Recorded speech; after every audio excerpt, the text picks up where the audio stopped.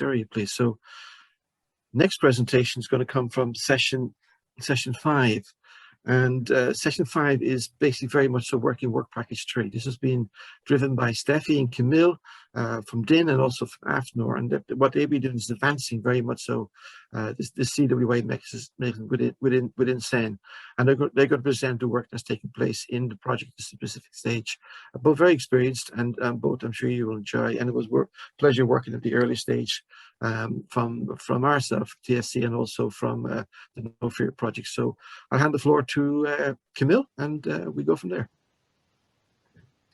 Thank you very much, Tom. So good morning, everyone. Thank you for joining. So our presentation will focus on the work that has been done by STAIR4SECURITY Work Package 3, which was led by Steffi and I. And we have focused on improving the current pre-standardization mechanism, which is called international, like the CWA approach, the SEN and SENELEC workshop agreement approach. And we will present today this approach and how STAIR4SECURITY has tried to improve it. So first slide, please.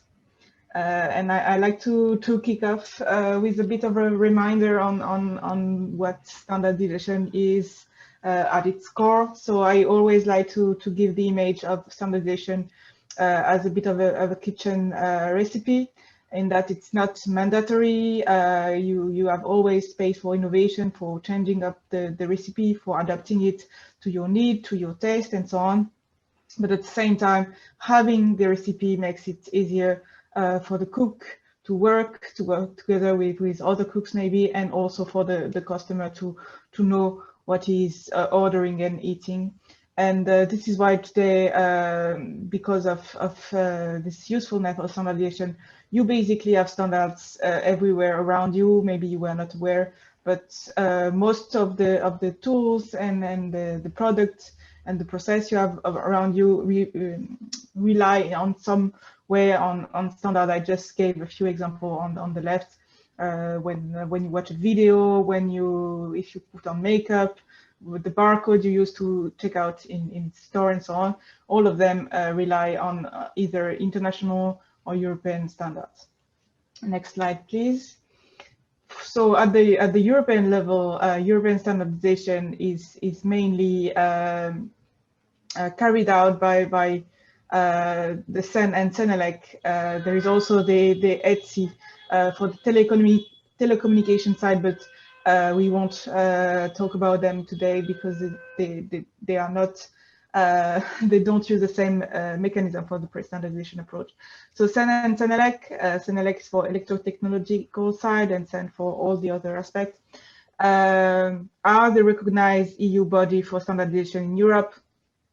Their main role is to provide a professional, neutral, independent platform for all kinds of stakeholders who need to come together and reach a consensus on a common issue.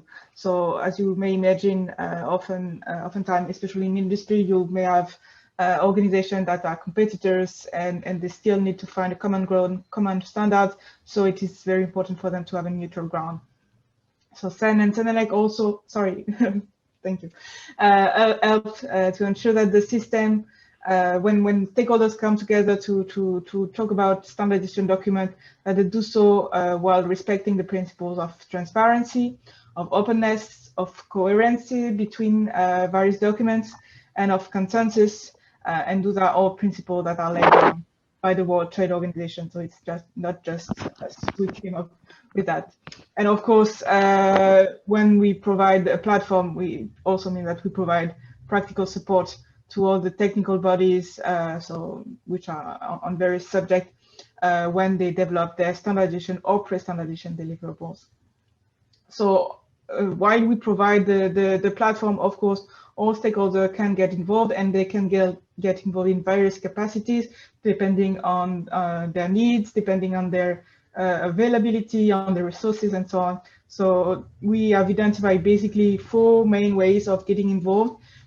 These are 4 main ways that are summarized also in the Standard Plus Innovation platform. We will give you the link at the end of the presentation. But what you can do, you can screen existing standards for your field. And of course, this is something that the STAIR4SECURITY platform can help you to do. You can join an existing standardization community, so join basically a technical body on a specific field. Once you join the technical body, you can also get involved and contribute into the revision of an existing standard or even the development of a brand new one. And of course, you can get involved in the fast track to new standardization mechanism. And this is what we will focus more specifically today. So next slide. So the pre-standardization mechanism in CEN is called a CEN workshop agreement. So to explain to you a bit the principle, the basic principle behind the CWA, I wanted to look a bit at each of the words in the title. So CEN basically show you that the benefit of joining a CWA is that you have, when you develop your document, you will have the legitimacy of CEN. So as I say, EU recognized bodies with experience in building understanding between stakeholders from various countries and background. So if you have a good practice document or reference document, for example, this will, the CEN reference will help you get it to the next level. So the word workshops is basically a framework or platform. You can also use the word platform where the stakeholders are going to be able to exchange, to work together on developing a common reference document, and for example, formalize the best practices in their field. And at the end of the process, you get your agreement, which will be the reference document that is going to be disseminated throughout Europe. So a few benefits of the CWA approach. The most common thought of one is that CWA is fast development, inclusive development. Compared to a European standard, it has a limited number of administrative steps. It has this downside too, because why European standard have a higher number of administrative steps is because they have higher requirements in terms of inclusiveness, in terms of consensus building. So this is why CWA does not have this exact same legitimacy as the European standard. But if you need a document fast, it's a very good stepping stone. To give you an idea, because I saw in the chat also people saying that the standardization process is long, and that is true. A European standard can take 2-3 years to develop it, sometimes even more. Usually CWA takes less than 1 year to be developed. And what the current crisis also has shown is that the CWA process is flexible enough to really be used in case of emergency. So for example, we have recently developed a CWA in just 3 months which described sanitary protocol for the tourism industry. So it was, of course, very important that this document is released early before the summer, basically, because this is now that we need it to start up the tourism industry again in Europe. And we even have the record for the fastest CWA developed was last year. The CWA for making face mask was developed in just 1 month. So these are a bit of specific situation. The rules have to be bended a little bit, but it's still so that if there is a real emergency, CWA process is really the way to go. Just rapidly, other benefits, because it is quite fast, CWA is also very suited to innovative subjects. And as I mentioned, it can be used as a stepping stone before moving on to a standard that would require a broader range of countries and stakeholders. And the standard, of course, will have a higher legitimacy of the CWA than the CWA, but it's a bit longer to make. And of course, for yourself, if you want to get involved in CWA, the benefit is to be able to network with all the relevant stakeholders in your field and to distribute your research and innovation results more effectively throughout Europe and beyond. So now Steffi will present to you a bit more in detail how the CWA process actually works. To you, Steffi. Thanks, Camille. Next slide, please. Yeah, good morning also from me, everybody. Here we see the new CWA process step by step, and we see it has limited steps in comparison to a full European standard.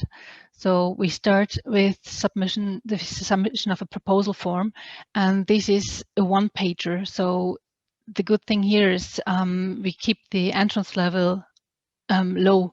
So it's just to fill in a one page with a standardization idea, and afterwards this is discussed in standardization bodies who are already existing in this field. When we get the go from the standardization bodies, then we start to develop project plan. And what is important for us is also that we ensure during the whole process agility and inclusiveness. So in the project plan, what is quite new, it is emphasized to have a dissemination strategy on how to involve the important stakeholders and how to engage them over the whole process. After this project plan is finished, we have an open commenting period. This is mandatory for 30 days. And after these 30 days, so in this open commenting period, it is possible for everybody from the community to make comments on this project plan and the work which is laid out there. And afterwards, everybody is invited for a kickoff meeting.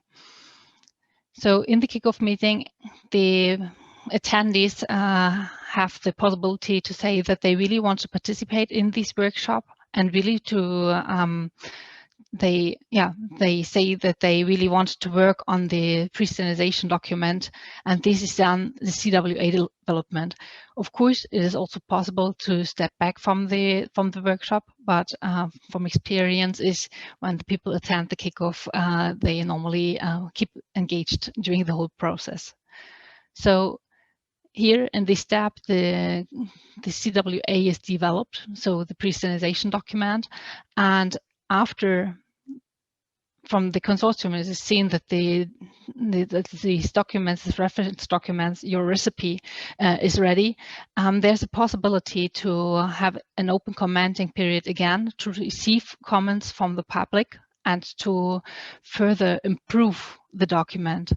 This is voluntary but mandatory if you deal with safety aspects.